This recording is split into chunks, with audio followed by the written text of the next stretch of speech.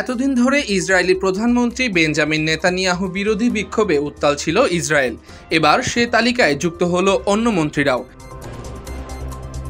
Israeli গণমাধ্যমের খবরে বলা হয়েছে, দেশটির প্রতিরক্ষামন্ত্রী ইয়োভ গ্যালেন্ট, পররাষ্ট্রমন্ত্রী ইসরায়েল কাতজ, ইসরায়েলের পার্লামেন্ট নেসেটের স্পিকার আমির ওহানা, অর্থনীতি বিষয়ক মন্ত্রী নীর বারকাত, পরিবহন মন্ত্রী মিরি রেগেভ, কৃষিমন্ত্রী আভি ডিচটার, জাতীয় নিরাপত্তা বিষয়ক মন্ত্রী ইজহাক ওয়াসের লফের বাড়ির সামনে বিক্ষোভ হয়েছে। সাম্প্রতিক সময়ে গাজায় সংঘাত আরও দীর্ঘ হওয়ায় এবং জিম্মিদের মুক্ত করতে ব্যর্থ হওয়ায় বিক্ষোভের মুখে পড়েন নেতানিয়াহু। সেজন্য সরকারের পদত্যাগ দাবি করেছেন বিক্ষোভকারীরা।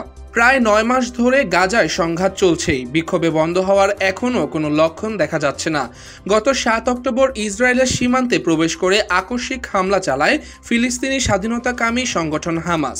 সে সময় ১,০০০-এর বেশি ইসরায়েলি নাগরিককে অপহরণ করে নিয়ে যাওয়া হয়।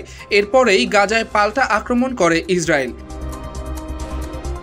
এর আগে দুপক্ষের যুদ্ধবিরতিতে ২৫ শতাধিক জিম্মিকে মুক্তি দেয় হামাস, কিন্তু তারপর নতুন করে আবার সংঘাত শুরু হয়। তবে গাজায় নতুন করে আর যুদ্ধবিরতির বিষয়ে ইসরায়েলকে তেমন একটা আগ্রহী দেখা যাচ্ছে না। এমনকি জিম্মি হিসেবে থাকা বাকিদের মুক্তির বিষয়েও তেমন কোনো অগ্রগতি নেই।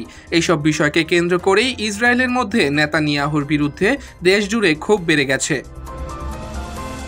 মাসের পর মাস ইসরায়েলি হামলার কারণে গাজায় খাবার, পানি, ওষুধ এবং অন্যান্য মানবিক সংকট তীব্র আকার ধারণ করেছে। গাজার হামাস নিয়ন্ত্রিত স্বাস্থ্য মন্ত্রণালয় এক বিবৃতিতে জানিয়েছে, আহত অবস্থায় কমপক্ষে ৫০ ফিলিস্তিনিকে হাসপাতালে নেওয়া হয়েছে।